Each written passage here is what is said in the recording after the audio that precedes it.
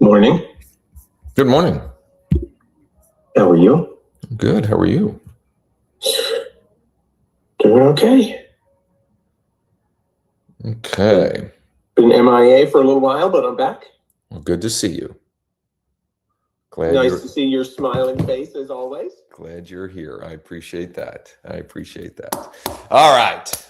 Only a couple minutes late after a long weekend, but better late than never.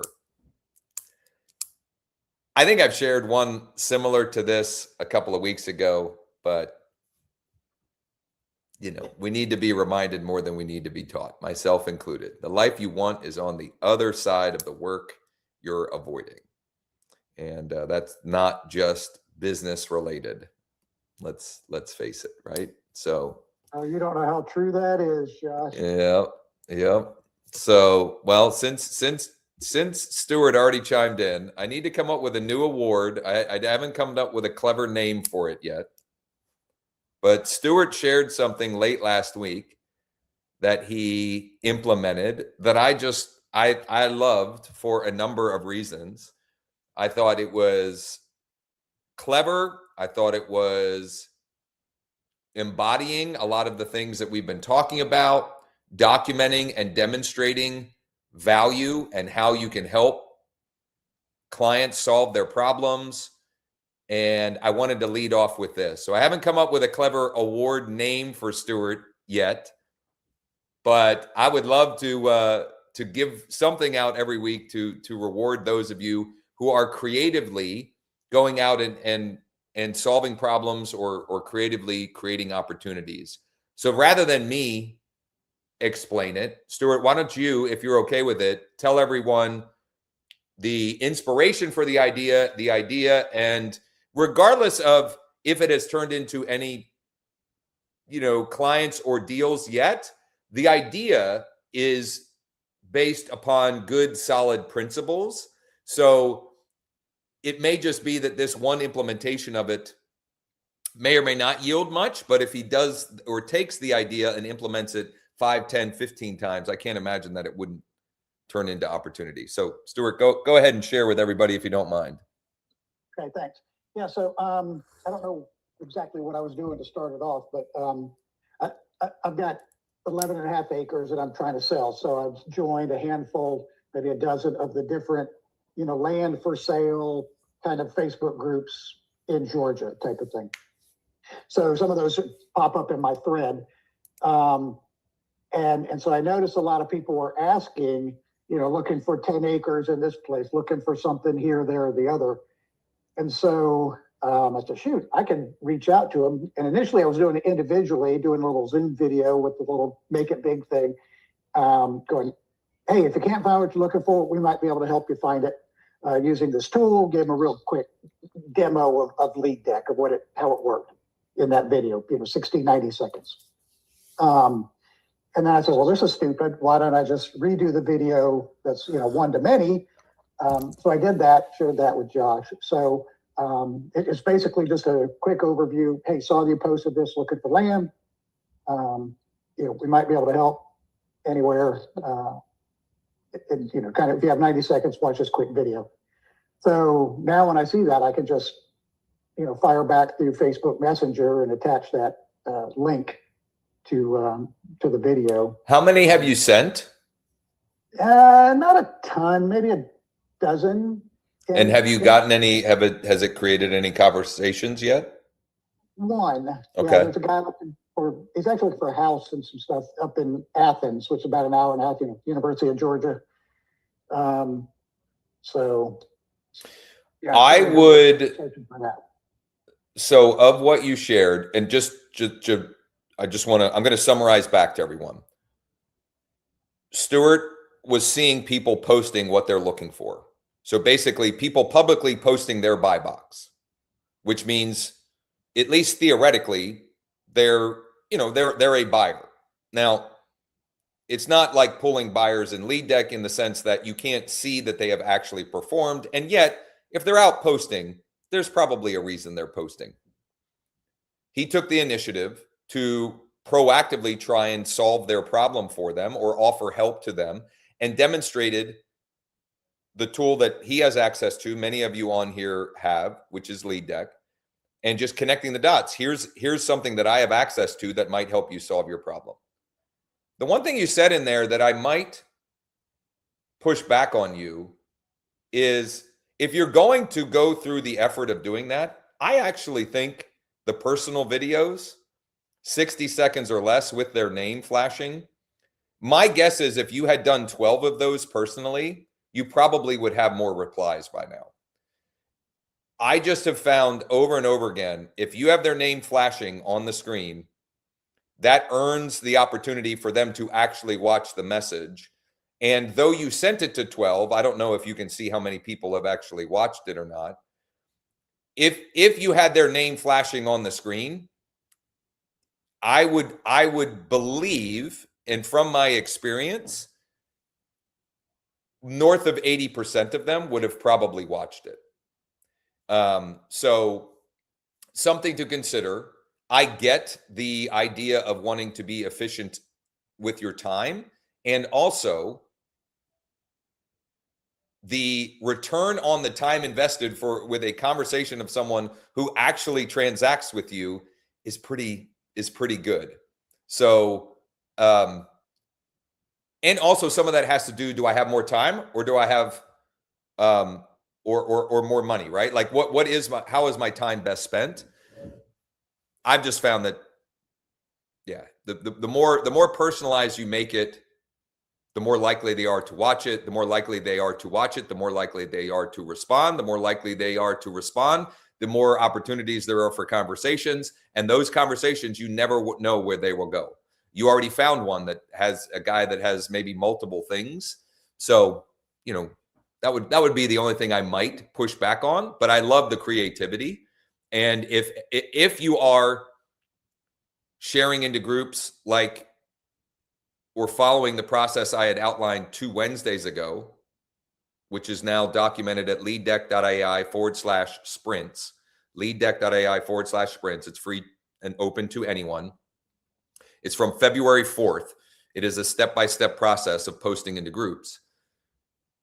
You could also reverse engineer it, which is what Stuart did. He looked for people that are posting into groups, look for what they want, and go reach out to them.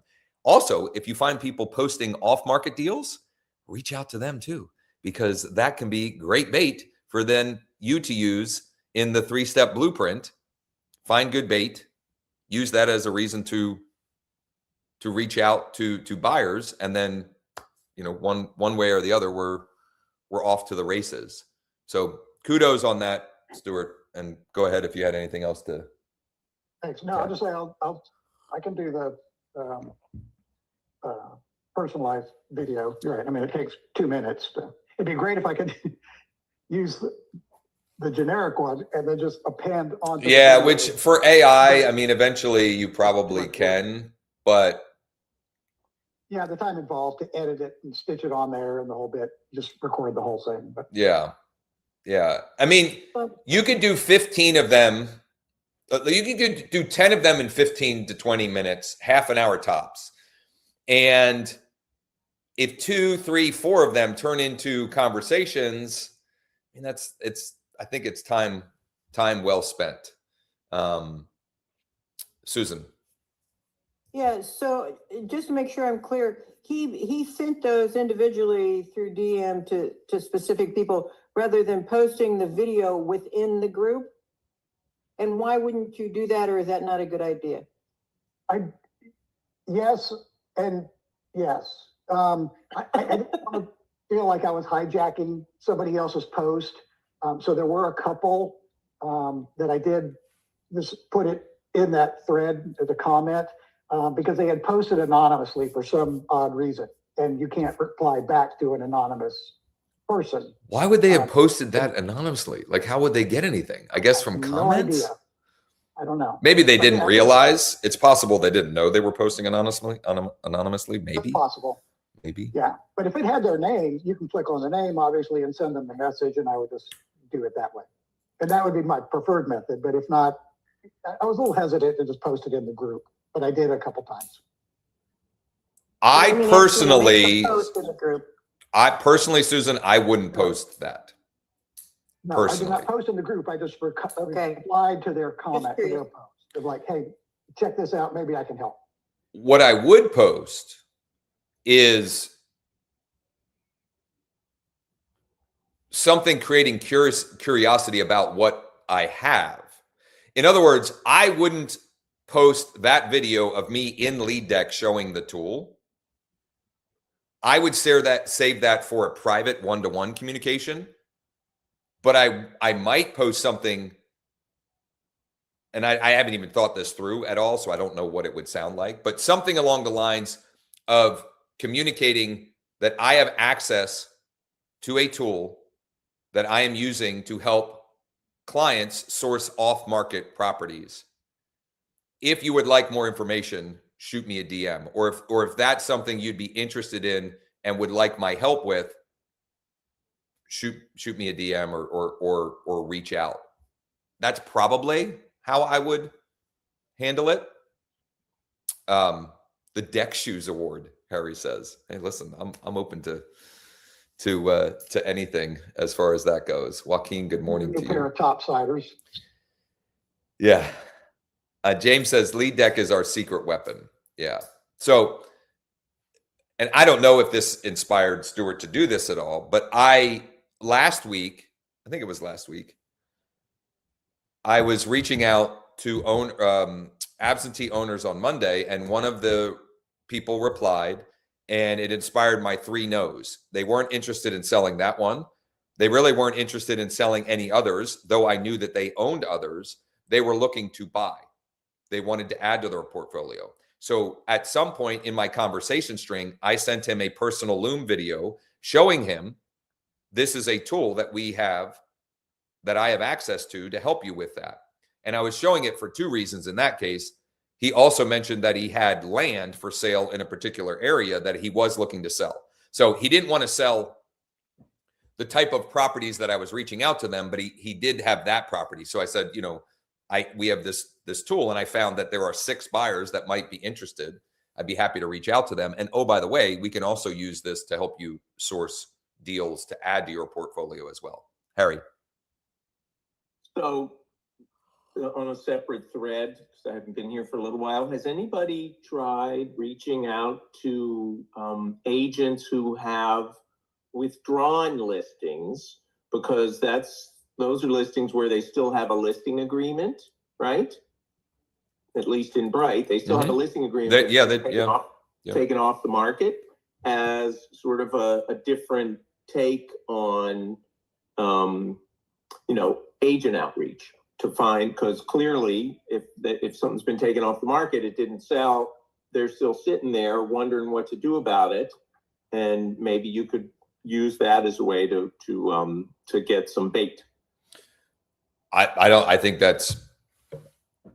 know if anybody here is using that strategy, but I think it's great. I think certain market areas or conditions you might see more or less of that, but agent relationships, it's technically off market, and you might find that they would still consider, but this is why it's withdrawn. So that could be great bait. I like it.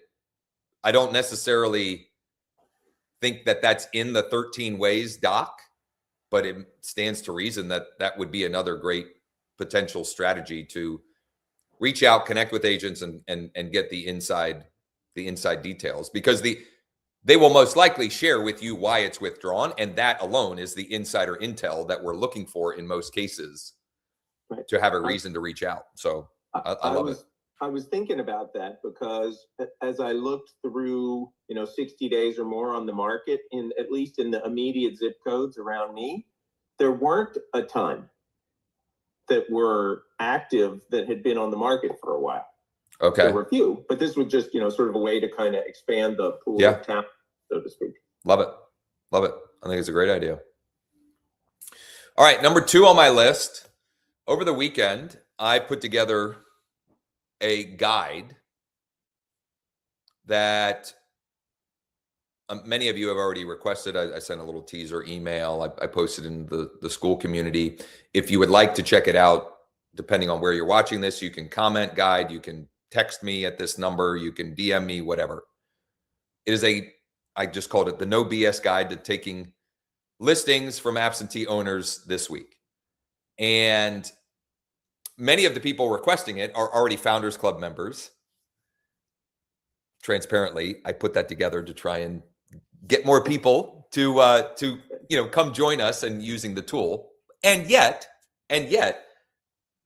I was really encouraged by the fact that many people who already have the tool read the guide and it inspired them to take action. One of which, I'm not going to share her name or the specifics because I didn't ask for her permission. But she messaged me last night and sent me a Loom video.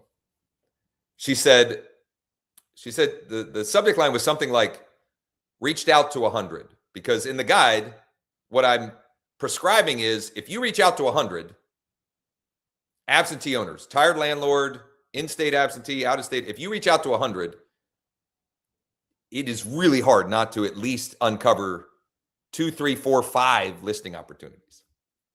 So she messaged something about 100. And then her video says, well, I've only actually gotten through 21 so far. And had already gotten 3 email replies with people saying some form of yes. One was, we were just talking about that and thinking about listing it or considering that, something along those lines. Another one said, just replied, we're looking for this amount. And I forget what the third one was. Point is, it was a Monday. It was a holiday. I mean, holiday, but not like a major holiday, but still President's Day, right? Which is why there was no live stream. My kids were off. It was enough of a holiday for that. And she only made it through 21 and had already gotten 3. Enough that her time is now better spent pausing on completing the 100 and making sure that she maximizes those 3 opportunities, which is kind of part of my number 3 here.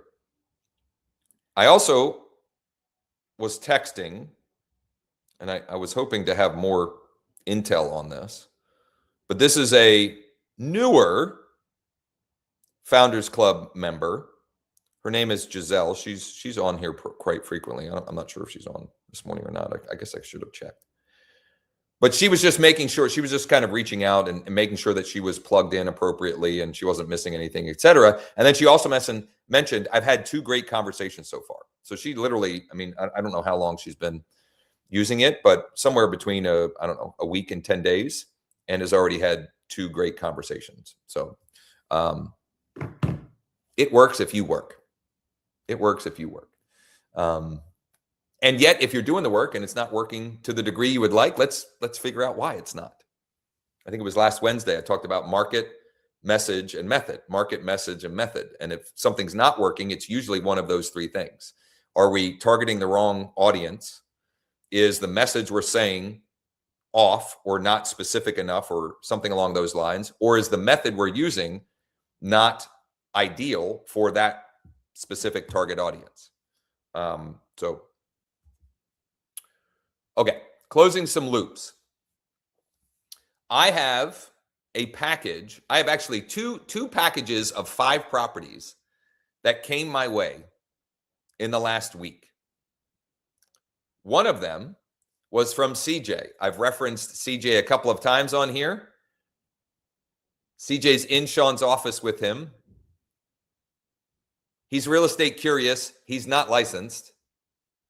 He's worked for a local wholesale company for, 2 or 3 months. So he's got like a little bit of real estate experience. And as we've been building this out, Sean will just have him use the thing just to stress test it and whatever. And CJ reached out to tired landlords a couple of weeks ago at this time. It might even be more than a month ago at this time. And one of the first ones, maybe the first one he reached out to, he asked if they were still accepting offers on the property, which it had never been. I don't know what prompted him to say that. Like, it hadn't been listed. It wasn't an expired listing. It wasn't a for sale by owner. They weren't indicating that they were selling. And yet it worked, because the woman he reached out to, after kind of being confused and stammering, said, well, not that one, but we have 5 others that we'd like to sell. CJ took them to a buyer that he had identified from the flipper target audience, and it's just kind of fallen apart, and he was kind of not sure what to do at this point. And so I'm taking the ball and running with it on his behalf, because they want to sell them. They want to 1031 exchange, and I think their numbers are reasonable. They're just not the level of discount that the wholesaler that he was taking them to would like to proceed with them. So I was working through this morning before going live, because one of the things when I have someone, as long as it's a residential property, one of the first things I will typically do is I will pull it up in the Fast Cash Offers seller dashboard, because it's a bunch of different data points all at once. So I get 4 automated values and I get offer options. And it's just a quick and easy way for me to sort of get my bearings and see, are the numbers they thinking reasonable, or or is something wildly out of line here? And it's most often what I'm pivoting from, meaning to get sellers interested, we should, at least in my experience, the best way to get them interested is offer them what they want and then pivot to what they most often need. So what they want is a buyer, and they want speed and convenience in most cases. Offer that and pivot to what they most often need, which is your documented sales process to maximize exposure, get the greatest number of interested parties, the greatest number of offers, et cetera, negotiate highest and best. Anyway, I pulled up the one, for whatever reason, I think because it's in a condo association, it was pulling the wrong data, but I pulled up 4 out of the 5 here. And the 5th one I pulled up here, and I think we can make this happen. So what I am going to do next with them is I'm going to record a Loom video. It's going to be a little longer than normal because several reasons. Number one, it's 5 properties, not 1. Number 2, they've already invested time. So I've already sort of earned the right to a longer presentation. And then I'm going to take that Loom and I'll turn it into a proposal versus a listing presentation. And because it is a little bit more complicated than just simply, one listing, I'm going to propose to them that we meet at one of the vacant properties. I think 2 out of the 5 are vacant, maybe even 3. And I'm going to propose that we meet at one of those later this week and hash out a plan to move forward. My goal will be to get them all on the market, listed individually, and note in the private remarks and probably the public remarks that these can be purchased individually or part of a package, depending on the interest and the investor. And then I'll also use that in my deal of the week email. I will also use it to post following the process that I shared 2 Wednesdays ago on the February 4th session, etc. And now I just need to close the loop on that. So that was one example of what I need to close the loop on. And then I can't remember if I mentioned this. I think, when did I mention this? Maybe on the Friday demo and Q&A. I sent an email. I should figure out when this email went out. I'm going to guess sometime in January, if I'm remembering correctly. It might have even been December, though. It was actually, I can probably figure it out just out of my own curiosity. And I want the granular details of this on one hand aren't all that important, but I want to share this as an encouragement as much as anything. Does it show? Where are they? I don't know if I did them in a different account. Well, it's not that important. It's somewhere between a couple of weeks to as much as 2 months ago. I sent an email. I used the tool reaching out to multifamily property owners in a specific county because I have a buyer, and that's the buy box they have. They are looking to acquire 50 to 100 multifamily properties off market this calendar year. The representative I've been talking to is, like their acquisitions manager for a hedge fund. And so, why would I not get to work on seeing what I can find for them? And I had a guy call me on Friday. He actually called and I missed it because we were in the car driving. I called him back and he had gotten my email however long ago, and now just decided to call me, sent me a spreadsheet with 5 or 6 properties, a breakdown, expenses, etc., and his asking price. And so I'm working with this acquisitions manager to see where they would be at on offer prices. Most likely, it's not going to match up. Don't care, because I then can pivot with Isaac, who owns, I think he sent me 6, but one of them he doesn't want to sell, or he sent me 5, but one of them, I don't remember. But then it will be, I will then pivot to, would you be open to, or would you be totally opposed to getting these things listed on the open market and see what sort of interest we get through that process? I'm trying to find the spreadsheet that I have that has the breakdown of it. My point in sharing that is, when you email and text message, you're planting seeds. And obviously, it's exciting when we get the immediate response, but sometimes the best ones come later. Like, I had no idea when I was messaging. So he sent me 6. One of them is he's not interested in selling. And his prices are reasonable. They're not wholesale priced per se, but just looking at the income, the unit counts, etc., I think we could sell all of them.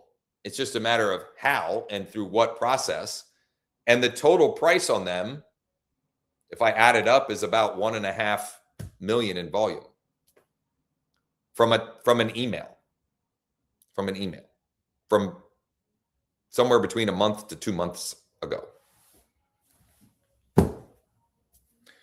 That was mainly what I had to share. I would love to open it up for anyone else who has questions or has follow-ups or anything along those lines. Janita. Yes, good morning, everyone. So Josh, as a kind of along the lines of your, kind of closing the loops, last week, the seller that I was in the text message that I shared with you. So just for those that missed it, that was, I think it was Thursday. I believe Thursday, I had shared an exchange that Jonita and I had that she was having with an expired listing. Yes, perfect. So if you missed that, it's from last Thursday. You can go to leaddeck.ai/closers and fill in the gaps. I also clipped that and put it on the Josh Shanley Coaching YouTube channel, like just that chunk of it for those who are interested. So go ahead. Sorry, I wanted to make sure everybody was on the same page. So I met with Danielle with Zoomcasa, I think it is, right? Yesterday, had a good meeting. We came up with a proposal, presented it to the seller, right?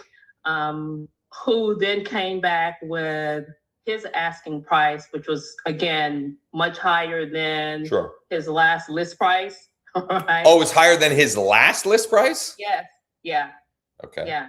Yeah. So I kind of feel like that he is unrealistic in his pricing right now, because the property was on the market the first time I think before they withdrew it for like 285 days.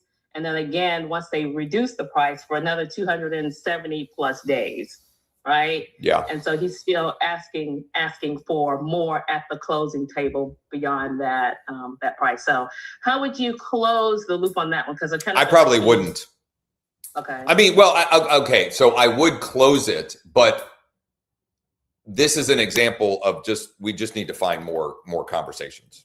Okay. Good. You, on the one hand, I could say that this was time wasted. On the other hand, you met with Danielle, you did the work, you got practice, if nothing else. So you are better suited to serve the next one that raises their hand. So from that perspective, absolutely a win. Some people are just unreasonable. So I would close the loop by making him some sort of offer or planting some final seed. Okay. But I wouldn't be overly invested in it. And the simple fact that you're not overly invested, or you're not, I would tell him the truth and make him an offer. And I would tell him the truth, meaning as much as I can state in factual data. And I would make him an offer of some form or fashion. I totally get where you're at. The market and actual buyers are still at odds here. I would love to help you if or whenever the time is right to actually get this thing sold. But unless or until we can explore how else we can communicate the value that the general public isn't seeing that you are, I'm not sure there's much I can do for you. Awesome. And when you are truthful without being, finding a way to communicate that as I'll call it hard truth, but it's reality. Mm-hmm. And you do it in a way, and if you present it, and I'm sure that you will, but I'm just saying for everyone, when you present it in a way that it is direct but not critical, let's say. Right. When he becomes more realistic, he will remember you, or he is more likely to remember you versus the other people that he's dealt with. In other words, I have gotten, whatever, I'm not going to put a number to it, but I've gotten a lot of business that I didn't get at first, that I got eventually, because I was the one telling the truth, quote unquote, or the one that wasn't telling them what they wanted to hear, or buying the listing is a phrase that some people say. Mm-hmm. There's one it's out on the main road that we drive every single day. I have seen this property for years. I've been talking to the owner for years. Sometime in November or December, I think it was from my 3-step action plan, my home value update 3-step action plan. So I sent an email with an updated home value. I sent a bump text, and then I send the follow-up email. He reached out to me and said, something to the effect of, I'm finally ready to get it on the market. I'm talking with 1 or 2 other agents. Can you propose, can you tell me what you could do on it, or something along those lines? And so I did. It was a Loom video I took the transcription and turned it into a proposal. And I don't think he liked my answers. I never, I did my best to close the loop on where he was at. And then eventually I saw a sign up there. And I don't think there's been a single showing. There certainly haven't been any offers on it, because they listed it at $250,000 more than I said was the very high end of what I thought it should be listed at. And so eventually I may still get that business, because I was the one that told him the truth and didn't just try to buy the listing. We'll Right, see. Right. I may or may not, but Okay. win some, Okay. lose some, who cares next, right? Win some, lose Okay. some, who cares next? You are more skilled than you were a week ago at this time. And there's plenty other people out there that have more motivation and are more realistic. Okay, thank you. That's what I was thinking last night, because I didn't respond to him initially because it would have been somewhat critical. Right. Right. So I said, just take a breather and wait till tomorrow morning, right? Run it by Josh, and then, kind of respond. And I already crafted something that I'll kind of. And if you haven't already, I would also include for him,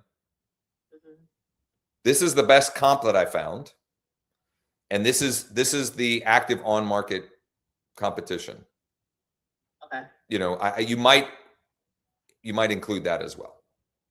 Because if I remember correctly, so let's say just for those who are curious, he's somewhere around 800. The best comp is somewhere around 500. And there's an active, somewhat similar at $1 million. But it's active and it's been active, I think, for a while. We're right, over 30 plus days. Okay, well, that's not super long. Here's what I would do if I were you also. Keep an eye on that one. Because if it does go under contract, that is a great reason for you to get back out in touch with him. Josh, can I add something there for her? Sure.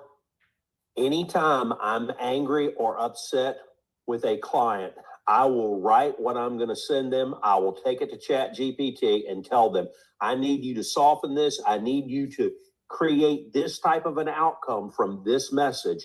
And it is uncanny at being able to help you to do that and take the emotion out of it. Because a lot of times Absolutely. when we're angry, if we send off a text or an email, it's not going to get the response we want. Absolutely. And I did that actually late last night too, Campbell. So thank you. Yeah. Thank you Yeah. for confirming. It saved my bacon a bunch of times from sending a message that would have been incendiary. Because I'm a bomb thrower by nature. It's who I am. So Grenade! I have to. Josh is the same way. So I have to learn that when I'm trying to get business, I have to soften it when I do that. And since it's not my nature, I have to rely on another nature to do it.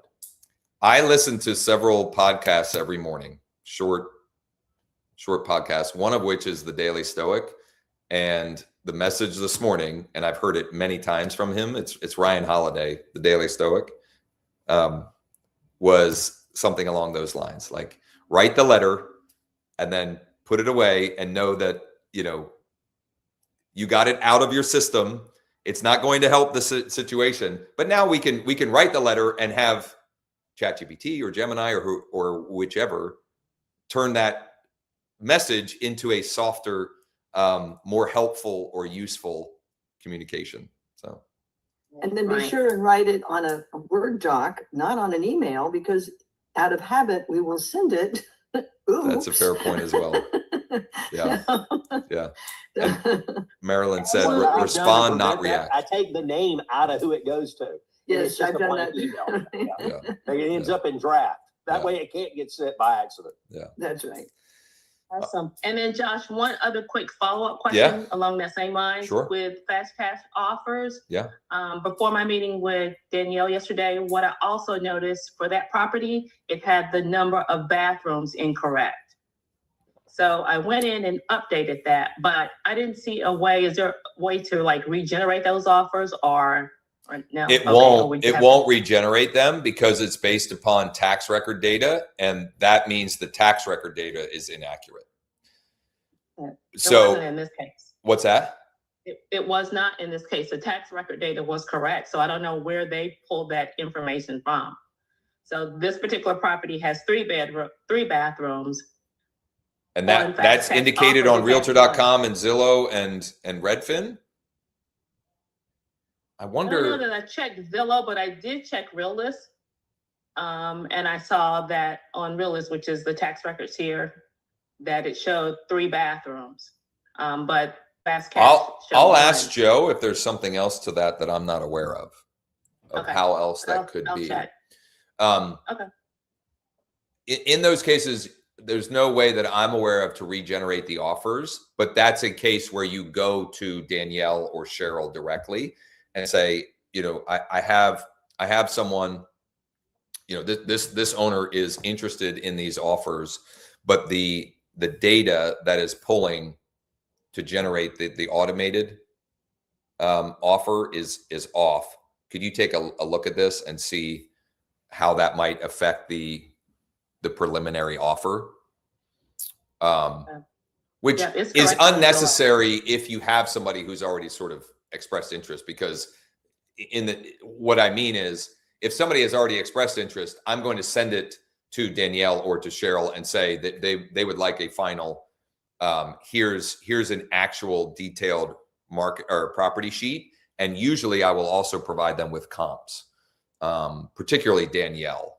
The way you submit for final and quick buy is different, but and you, just for those who are using the platform or curious about the platform, you can, let me think here. How do you edit it in here? Info? No. There is a way to edit it. Oh, there you go. Details. If you hit details, you can confirm, but it won't, there's no way to regenerate the offer. You know, it says 3 bedroom, but it's 4. It says, you know, 2 bedroom, but it's 3, or 2 bathroom, but it's 3. There's no automated way to update the preliminary offer figures. Thank you. Good Yeah, stuff. I did just check, and it is correct on Zillow as well. So Huh.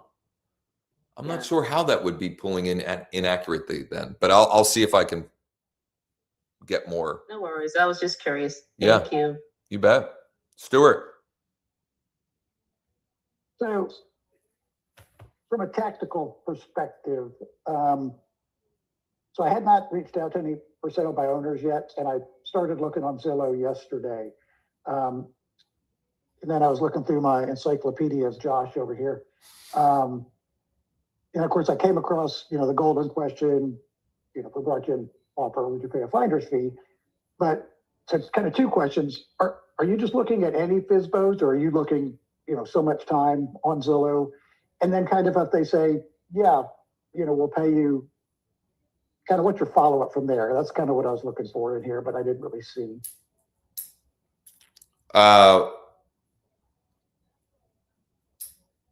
Okay. What's the first question?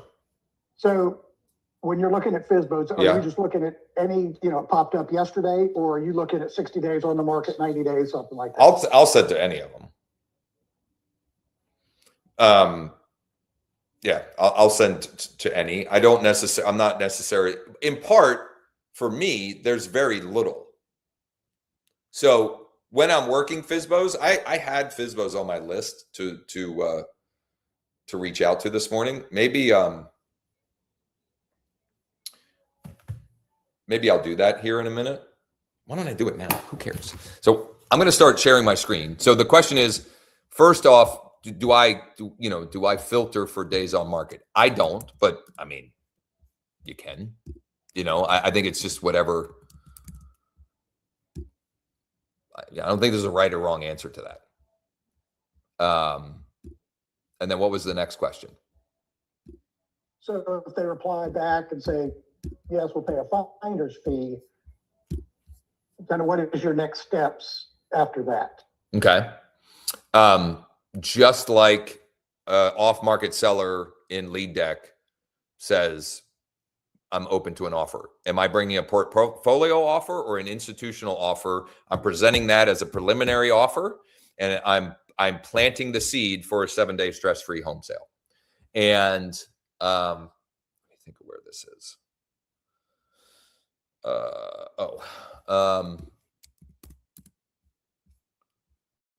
I did not get this listing. I'm not trying to set up an appointment or anything.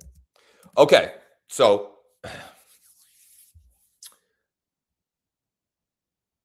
it depends. I have a new agent who just came and joined our organization, and she had a family tragedy that has temporarily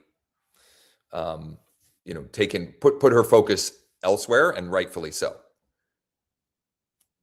Until that happened, it was almost like a daily diary, because I wanted to have something to then take and share with others in a similar boat. And she was essentially implementing the 3-day deal sprint. So, that process.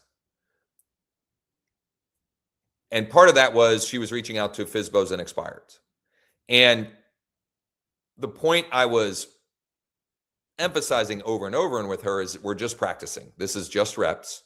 We disassociate with the result. You just have to get more comfortable and competent and confident having conversations. In her case, I think as many appointments she can go on is good. She needs to see properties. She needs to have conversations in person with people, etc. So for her, I'm recommending she has more time than she has money, and she needs more practice. For her, I would get in front of every single one you could possibly get in front of. Within reason. She shouldn't be driving 75 minutes for a 15-minute FSBO preview, but within reason. If you're good and you're skilled and you're competent and you're confident, I would, before seeing it in person, do this work. Get the I'm open to compensation, and make them some level of offer, and position the next best step to explore this or that is I will need to pop by in person to verify, get my own photos, etc. So in other words, they say yes, it's available. They say, yes, I'm open to compensation. Great. Let me put together some preliminary numbers and options for you, and I will email them to you later this afternoon or tomorrow morning. Does that work? Question mark. Yes, that would be great. Okay. Can you confirm the best email for you? Okay, so I'm getting more data. I'm getting more intel. I then put together a 60 to 90 second. Here's preliminary offer options. Oh, by the way, we've got this other option, which is what most of the clients that we end up working with end up choosing, blah, blah, blah.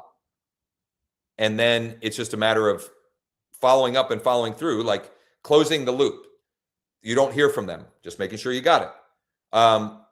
We got it. We're not interested right now. Okay, great. Would it be okay if I check in with you every Monday to see where you're at with things? Right. So just like continuing that conversation. And I think the for sale by owners is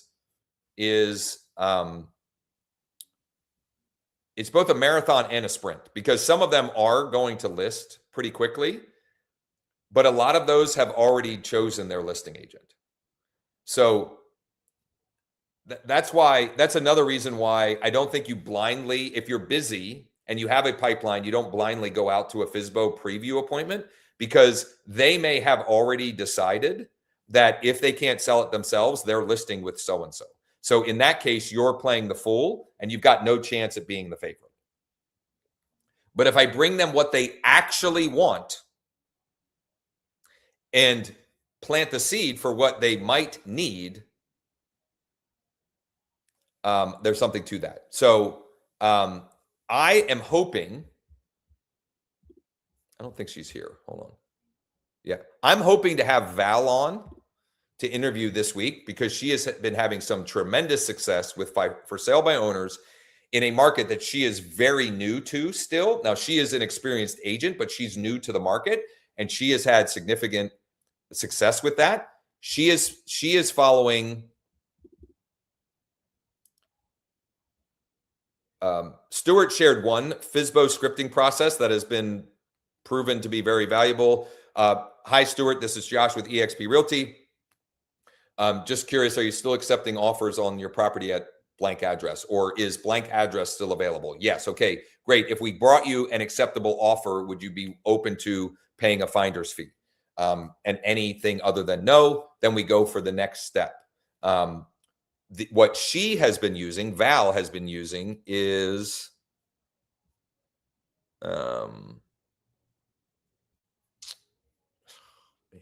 I need to find it. She's been using the script that is, hey, James, or, most of the time we don't have the for sale by owner's first name right there. So usually it's not even that. Hi, this is Josh with eXp Realty. I have an out-of-state private client that is interested in making an offer on your property at street address. Is it still available? That's the script she's been using, and she's been going directly for the appointment. So, some level of yes, she goes and meet with them, and she has turned at least one of those into a listing. I think more, but it's just she's been busy, and it's been busy. So I wanted to loop her back in so she could share what's going on with that and how that's going. That was a really, really long answer. If I were prescribing for you, Stuart, I would prescribe for you not to go out there until you have some sense that they're either open to the preliminary offer from Zoomkasa or QuickBuy or whomever in the fast cash offers. You may even have Homeward also down there. Seen that one yet.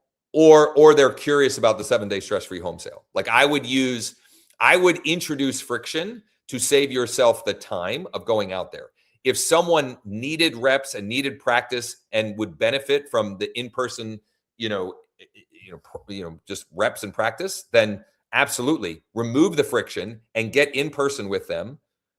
But just know that you're going to meet with some people that have already decided who their listing agent will be if they can't sell it themselves. That's a good point. Everybody knows somebody.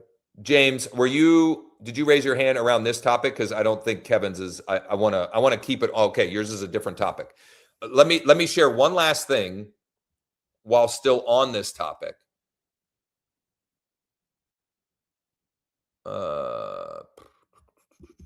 Yeah. In here, I'm going to drop this in the chat. This FSBO example in this document, I think that's the right one. I did not get that listing. However, I think it's a good example of how I pitch and pivot. And I didn't get it because the wife already had a favorite. The husband liked me, but let's face it, the wife won. She already had a favorite. And I think they may have actually sold it themselves. I can't remember exactly. But it was good practice for me.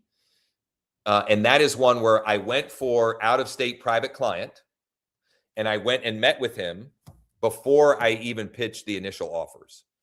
It was also a little bit more expensive property. It was like a $600,000 property, something like that.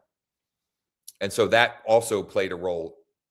It was not far from me. A, it was higher priced. B, and I decided I could use the practice. So I just went for the appointment. There's some good examples in there. There's a couple of good examples, but this one particularly, the FSBO example. Kevin.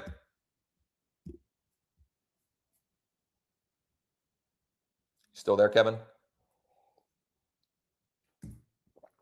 All right, James, until Kevin can figure out his audio. Yeah, I'm here. Okay, go ahead. Go ahead, Kevin. That was exactly what I was doing, trying to figure out, get my audio. Real quick, you had said in the beginning of the call about the absentees, and I thought you said was there like a certain step where they were sending out certain emails, 100 to 100 people. Is that in a form, or is that like in a PDF somewhere, or what is that? Yeah, I mean, I'll share the guide, but it's literally just doing what we've been telling you to do for 3 months, 4 months. Okay. Just literally, I don't think there's anyone in here that's actually reached out to 100. Okay. I didn't know if there was a specific email that they were actually sending, copy and pasting it and sending it out. Well, they're not copying and pasting it. They're tapping.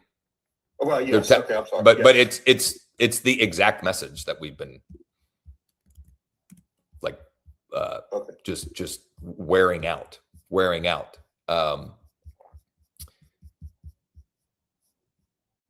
It is Where is it? It's the same script. Hey, Kevin, this is Josh with eXp Realty. Is there any chance you'd consider selling your property at street address to a private client of mine in the next 30 to 90 days or less? Okay. That's it. It's just a matter of doing it enough. Okay. Um, And that's the email. what's the email? Is that an email or is that text? Yes. Both. Okay. Okay. And a phone call. Perfect. Look, if here is, Okay, all three. I Okay. guarantee 10-4. this. Look, everybody look me in the eye. I'm making this guarantee to you. If you do it with 100 absentee owners in lead deck and you don't get at least 2 listing opportunities, I will write you a check for $500, $1,000. It's impossible. Impossible. It's just that everybody wants to find some reason not to do it. I don't know what to do. And I'm not getting, I'm getting wound up because I want people to win. Yeah. And what I constantly am working to overcome in people is like finding some reason not to do it. Well, just like I did my Loom video, like I've never done before that you told me to do. I'm gonna do this 100. I'm gonna look. I'm gonna. If it takes you all week, if it takes you all I month, don't give a shit. I'll do 25 a day. It doesn't matter. I mean, whatever that number is, but I mean, I'll hit that 100 and I'll let you know because I mean, that's a win. you won't get to 100. 10-4. I got you. You won't, because then by the time you get there, you'll be so busy that you Okay. just won't get there. Josh, what is the 100 you're referring to? Just 100. Doing 100. 100 what? Whatever.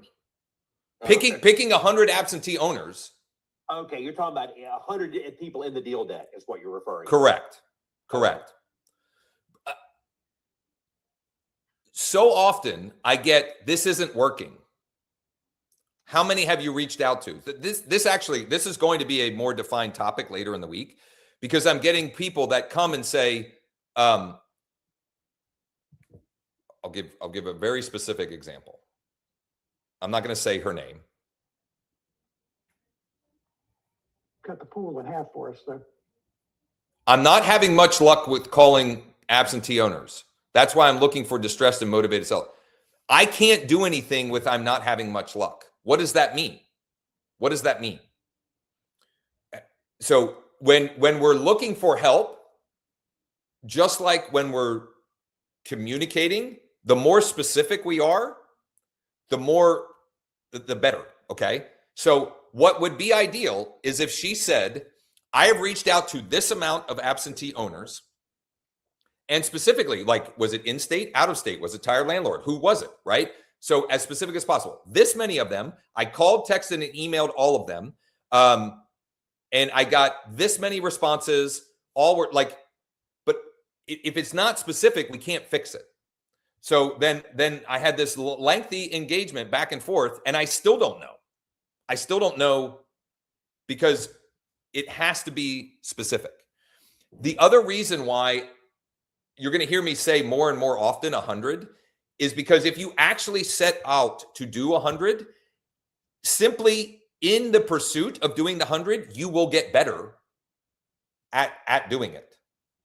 Because the more you do something, if it's not working, you're going to figure out why. Is it market, message, or method?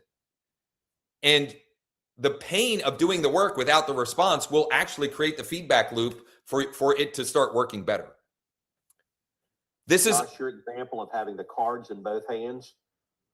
I have got investor A, who's a lady, has a property that she wants to sell that they've just finished renovating. They're doing work on it as of today.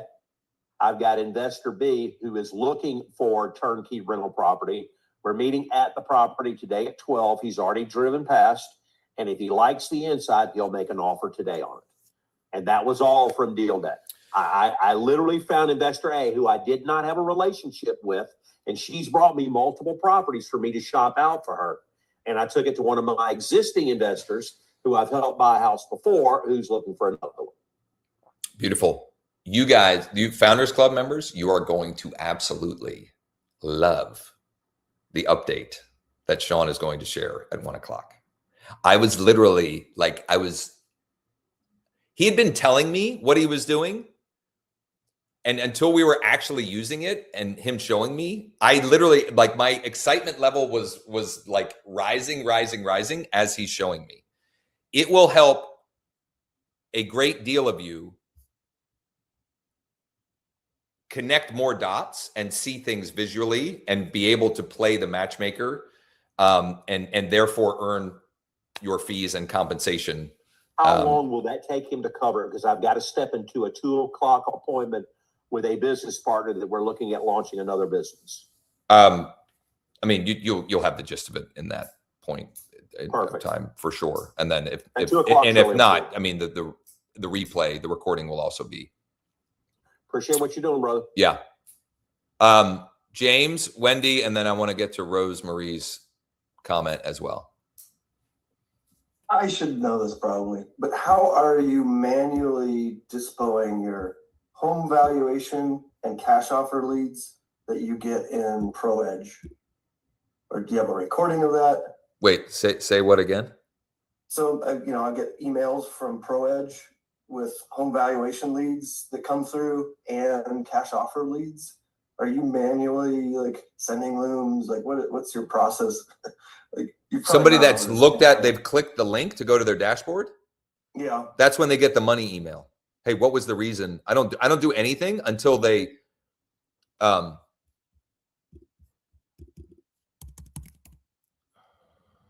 you talking home valuation or cash offer? yeah, if they look at their dashboard, I send them one of these 3 emails, and then they'll get something personalized.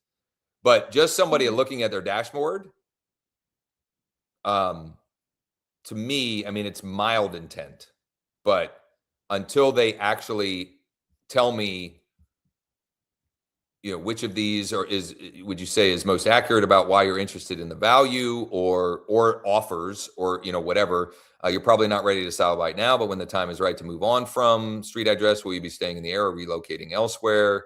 Where was the third one? Oh, what did you think of the values? Which also you could just say, what did you think of the offers? Okay. And then Can you PS, put the link to that? any interested in exploring? What's that? You put the link to that in the chat there. Mhm, And are you sending those out through ProEdge or? I don't through- use, I don't. It's all through Bold Trail? Yeah. Okay. Yeah. Cool. Yeah. Thank So you. they like, what I haven't done, which is just stupidity on But my you're part. manually doing that, right? I'm now? manually doing it, but I could Yeah. set up a campaign that launches, because when they look at that, they get a tag, they get a hashtag, and then go that. But I've just been doing it manually because it's worked. Yeah. But that's how I'm converting the the people looking at it into. So I won't go to the extent of the Loom video and the proposal until they've actually told me, yeah, I'd be curious, or they've said, I'm thinking about selling sometime in 2025. See, Okay. which this needs to be updated 2026. There you go.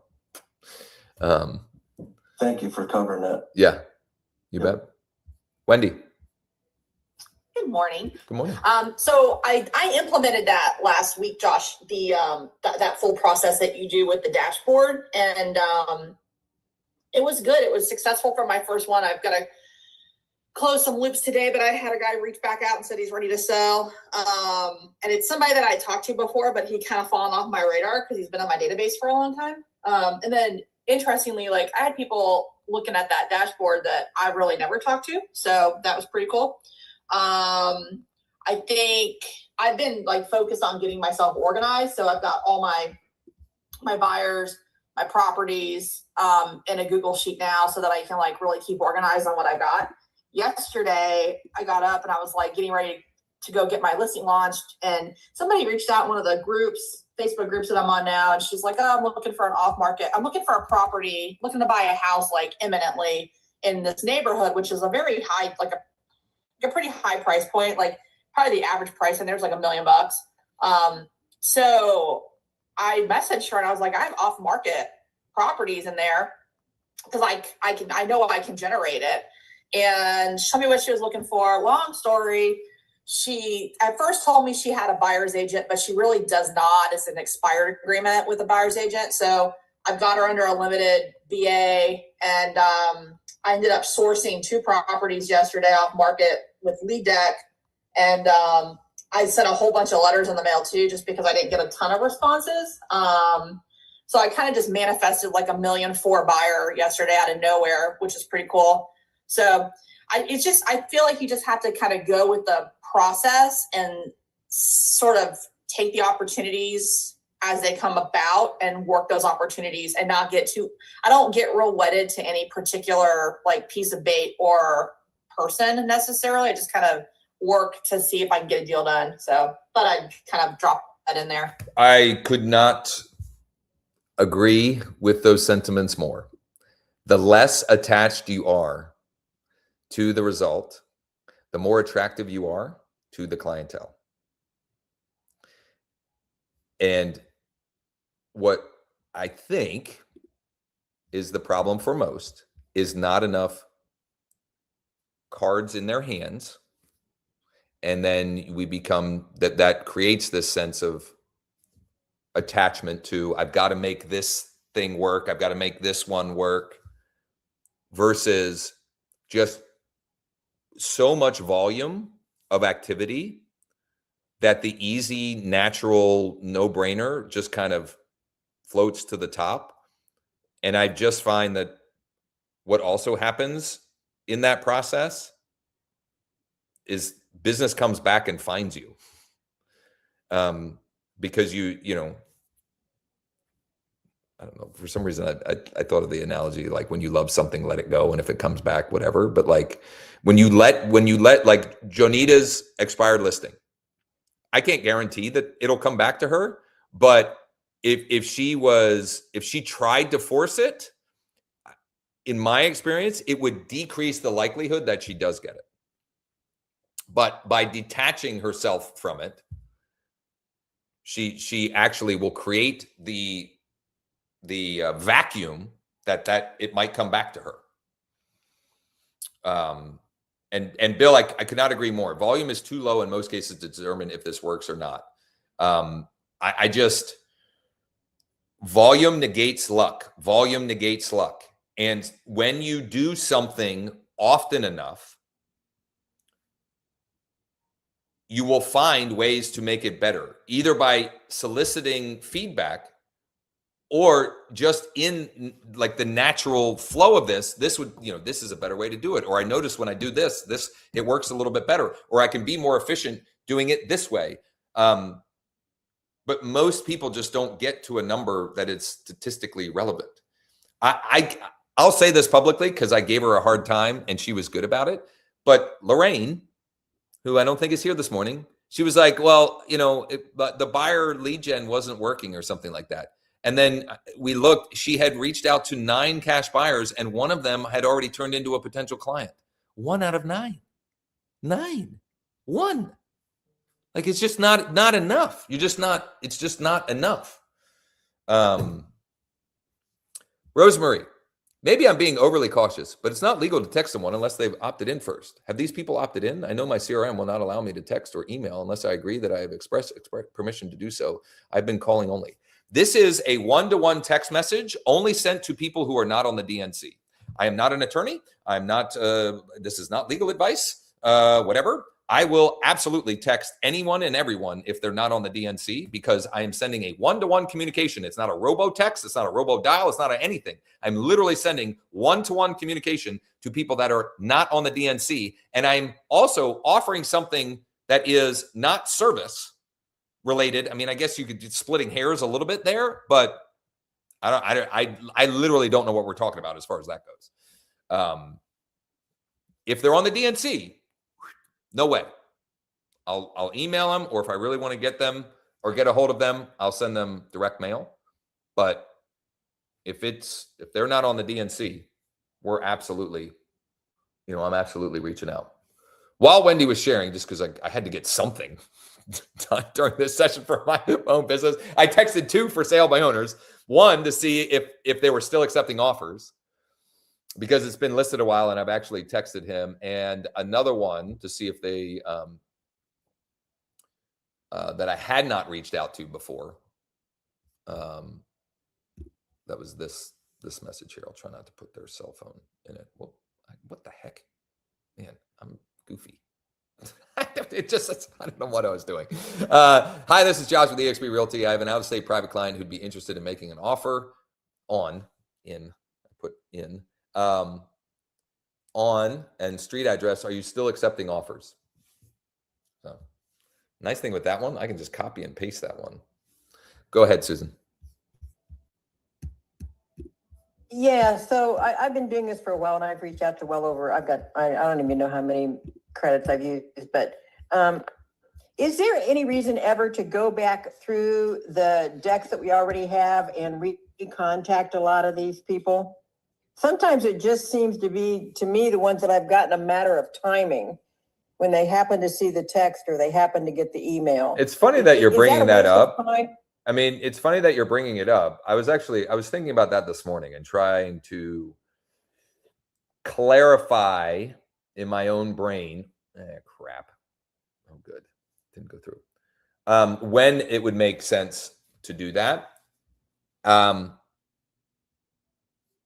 let's face it, it doesn't take long. So why not?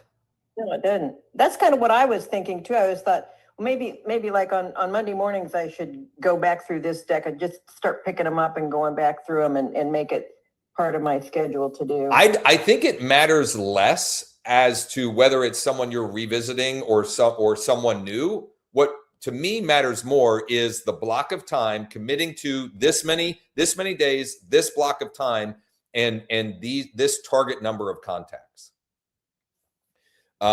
Like just loosely speaking, if I want to close a transaction a week, I think you should be blocking 4 times. So a transaction a week is 4 per month. And the way I think about it is if understanding the idea that volume negates luck, and I want to make it, I want to do everything possible to make it, inevitable that I'll do that number. I would do 4 a month. I would do 4 days a week, a time block of 45 to 75 hours, 45 to 75 minutes. Okay. And I would target 25 contacts in that block. So that's 100 contacts a week. That's 400 a month. Out of 100, if you did that in a month, most of you, myself included, when I've done that, I get so busy, then it's about closing the loops and making sure that I'm actually writing the contracts and getting the transactions on the board. So I started thinking about this just because I keep getting duplicates on some of my decks, and I'd asked Sean about it, and he said, well, it's because they come up under a different address, and it doesn't look for names or say emails, or probably phone numbers would be the easiest way to tag them or whatever. But then I thought, why do I care? I'll just contact them anyway. I mean, so what if they're duplicates? I couldn't agree more. I hear often from people using it. Like so the lady that I shared who got 3 out of 21, in that video, she said that she skipped a bunch because they recently purchased the property. I was like, why? Who cares? Like, why would you skip? And the other point I made is they own other properties. So they recently purchased this one, but we're going for 3 no's. No, I'm not interested in selling this one. Do you have any others that you might consider selling? No. Okay. Or are you looking to add to your portfolio?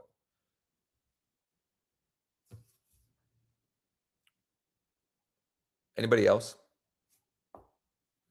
Here's the No, this one, this for sale by owner is finally supposed to sign a contract today.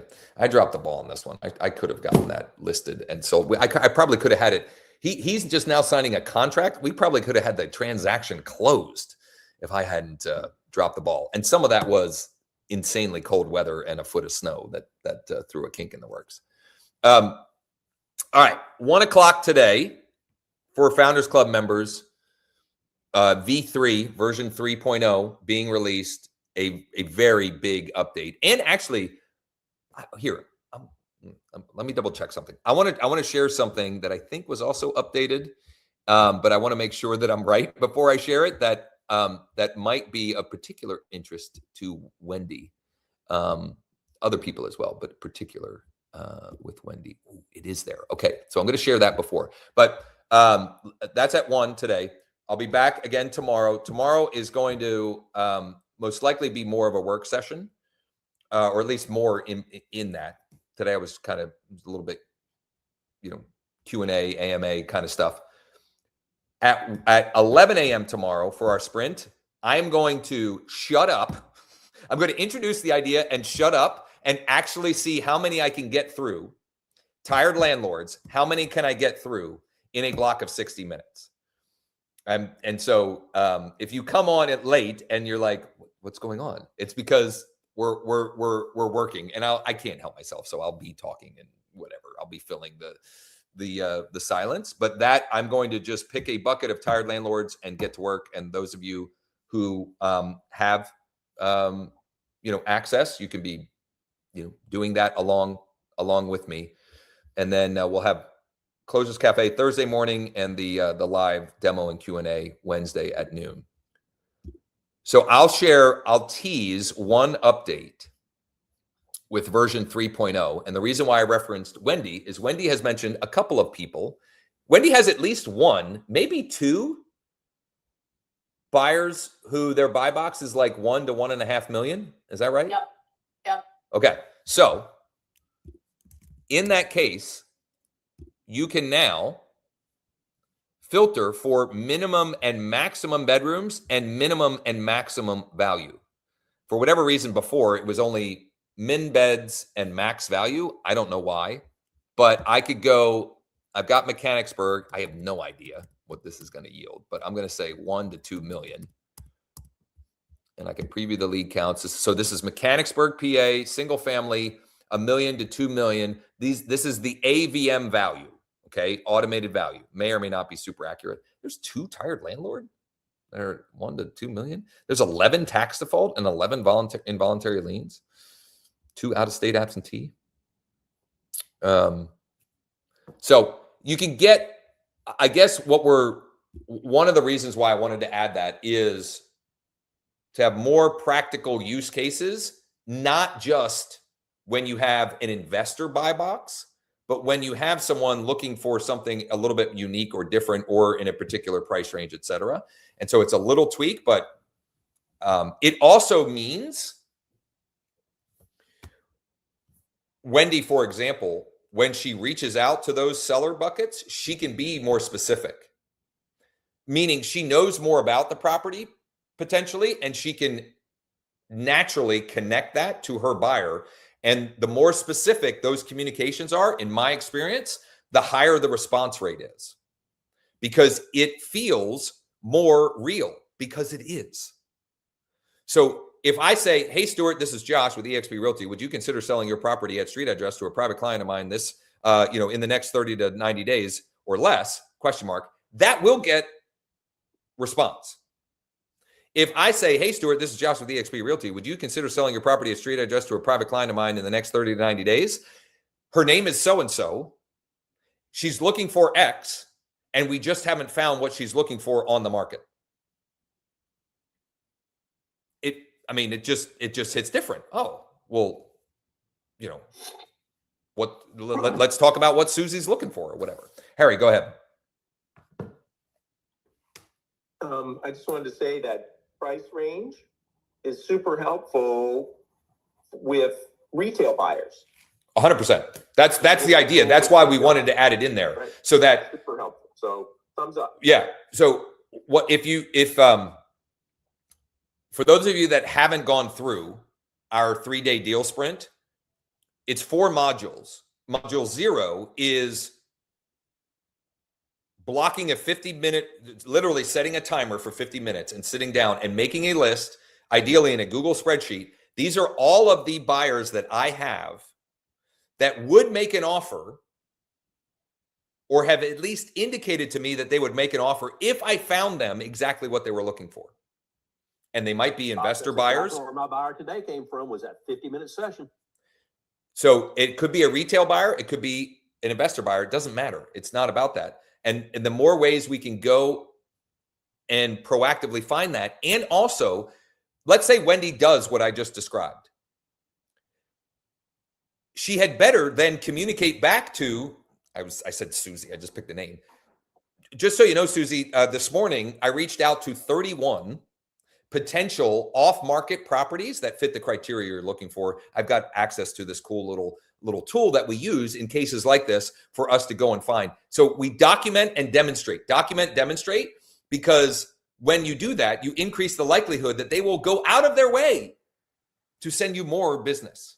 I can't believe how, Wendy is like the opposite of what I'm used to dealing with real estate agents. Like I've heard that repeatedly over the last 3 or 6 months from people that have left me Google reviews and that said, I hated real estate agents, but I like you, And it's just because, I don't think I do anything overly special, but I do the work and then I document and share with them the work that I'm doing. On my list today, I'm going to end with this. On my list today is Tuesdays are my day to update my listings. And that's an example of documenting and demonstrating. So I will show them, here's the activity that we've seen on different portals, et cetera. This is the activity. This is what I've been doing proactively. And I'm just keeping you in the loop. And if it's time to consider a price reduction on a property, I'll plant the seed for that as well. And it's not I'm telling them, it's that, from what I'm seeing, we might consider this. All right. I will see many of you at 1. If not, I hope to see you back tomorrow morning. If you go to, if you're watching this on the live stream, the description should have links where you can watch replays of this. You can join live in the Zoom rooms, as well as tomorrow's 11 a.m. session. You can do the same, or Friday's noon session, leaddeck.ai/closers, leaddeck.ai/CAL has the whole calendar, and leaddeck.ai/sprints has the sprints replays. Thanks, everybody. And if I don't see you this afternoon, hopefully see you tomorrow morning.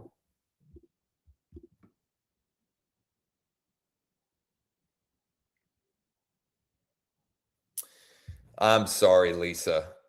No webinar today. Between traveling and some other things, we got derailed. So I have no webinar set up and no registrants lined up.